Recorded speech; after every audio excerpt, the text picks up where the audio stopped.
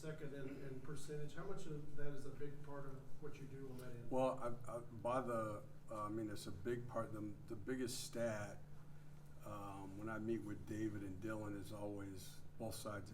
It's true shooting percentage, which the 3-point line is a big part of that. So, the ability to defend the three, we were good at it last year.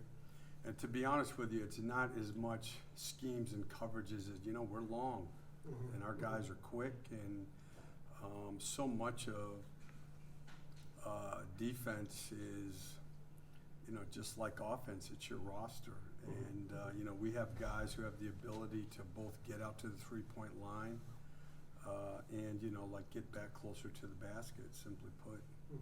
Cliff, what are you missing not having an MC Dub tonight? Well, the defense for sure, and the energy that he's brought. Really, to this point, what he's done is he's handled, these 12, 13-minute spurts, and he's made a good difference when he's been in the game, and that's not easy to do. So we're going to play Wes tonight in a similar role, and Wes has been great. You can watch him on the bench. He's been into every game. He's been the same way in practice. He's had a good summer, and I think he'll play well also. Steve, your team signed Emil today to a standard NBA contract.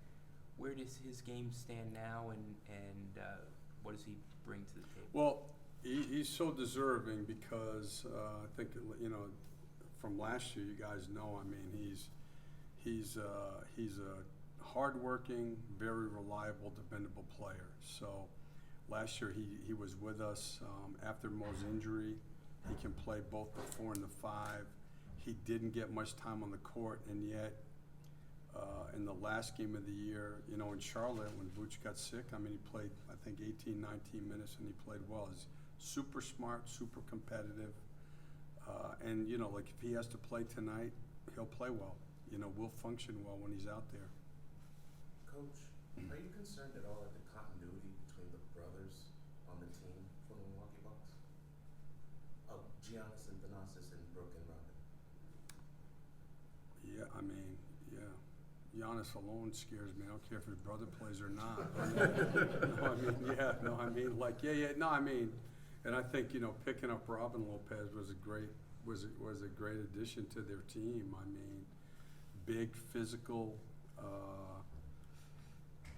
has always been a very good player, and he played well last year in Chicago. And, really, Brooke has kind of, got his career going on an upswing again since he got there. So yeah, for sure.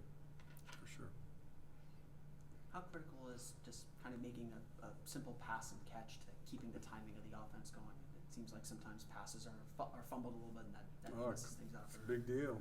Yeah, no, Pat, like tonight, they're going to protect the paint, and they're big, they're long, they're physical, and they're aggressive. And when you come off, and it's very similar to Toronto, is when the second defender comes, you got to move it then. The extra pass, the probe, it's the difference between having a chance to get a good shot and not. And that's, one of the things that when we're good, we move it freely. And when we don't, it's you can't play like that against the better defensive teams. It's not just passing the ball where your teammate needs it. It's when you draw the second defender, the ball's got to move. So it's critical. You said this morning, these two teams, really good teams, you got to play well on both ends of the floor. You can't get away with just playing well defensively, right? Oh, for sure. They were, I think they ended up last year first in defense and fourth in offense. And also, like any elite team, they score in a lot of different ways. And then defensively, they're rock solid. One of the things that's interesting about their defense is in our world of switching, they switch less than any team. They really play more old school NBA defense than any of the rest of us do, and they're the best defensive team. So they don't switch much. They stay on their guys. They help more than most teams do, and they're great at it. Talking about that defense, they play a very specific style, a lot of the drop coverage with Lopez. when he's in the game, does that change how you all attack, or do you just do what you do? Well, no, it's you're right. You're 100% right when you said yet the drop is not. The drop is pretty common now with a lot of teams. You know, like nobody's really in the middle. You know, Denver will come in tomorrow night. They're up. They're more aggressive, and that's really what it's come to. Is teams are either up or they're all the way back. Now, it's disguised differently. Some teams start up, but they just retreat right away. So, playing against that scheme is something that you do every night. The difference with these guys is, and you know, we don't do it a lot, but they do it less than anybody, is they guard their guys. They have a mentality, and then they're great with their team concept. So most teams, everybody will say, you know, the NBA has become a game of switching, and I think, you know, Jeff Van Gundy said this 3 years ago. In 5 years, nobody will be switching anymore because what happens is the offense catches up with it, and I think they're just way ahead of the rest of us in terms of, you know, they're not switching, they're not doing late switches.